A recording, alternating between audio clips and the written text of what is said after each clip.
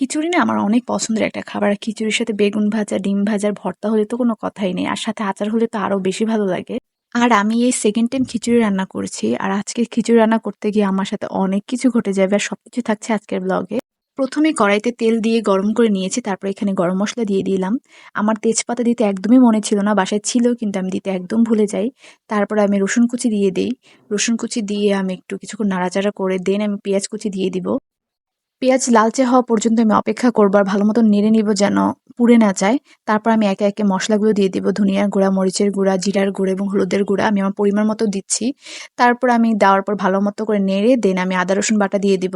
আমি একসাথে আদা রসুন একসাথে বেটে তারপর দিয়ে দিচ্ছি। আলাদা আলাদা দেইনি।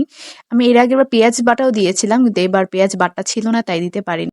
আজ বাসায় মসুর ডাল ছাড়া আর কোনো ডালই ছিল না তাই শুধু মসুর ডাল দিয়ে আমি খিচুড়িটা রান্না করব। তো আমি চাল আর ডাল একসাথে ধুয়ে রেখেছিলাম। তো সেই মসলার সাথে একবারে ভালো মতো মিক্স করে নিচ্ছি। তারপর আমি পরিমাণ মতো পানি দিয়ে দিব।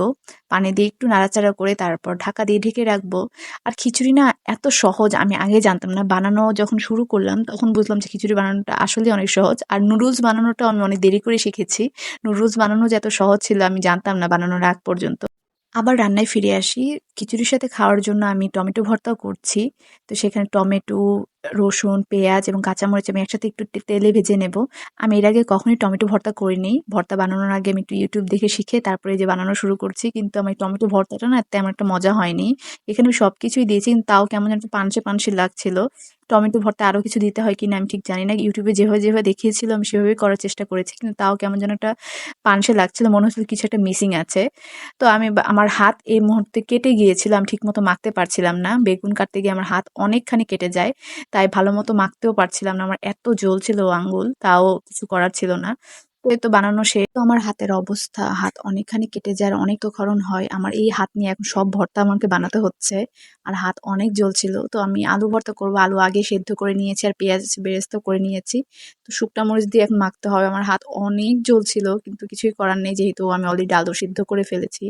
আর বাসায় আমি কাউকে জানাইনি যে আমার হাতে এতখানি কেটে গিয়েছে, নয়তো আমাকে অনেক বকাবকি করতো। আলু ভর্তা করাও শেষ। তো আমি এখন বেগুন ভেজে নিব। তো বেগুন আমি ১ম বারে ভাজছি। আমি এর আগে কখনোই বেগুন ভাজিনি।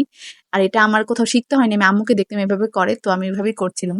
তো করে এখন তেলে বেগুনটা ভেজে নেব। কারণ খিচুড়ির সাথে যদি বেগুন ভাজা না হয় তাহলে কিন্তু একদমই জমে না।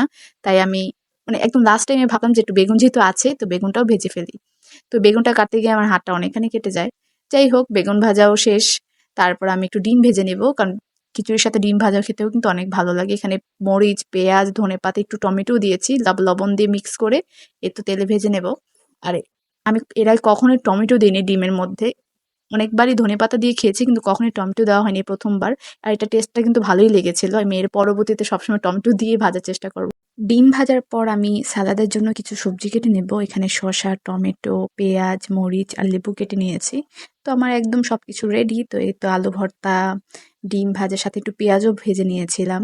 আর এখানে বেগুন ভাজা আর এখানে হচ্ছে টমেটো ভর্তা আর স্যালাড আর হচ্ছে আমার সেই খিচুড়ি। আজকের খিচুড়িটা খুব একটা ভালো হয়নি। ১ম দিনেরটা মনে হয় একটু বেশি ভালো হয়েছিল।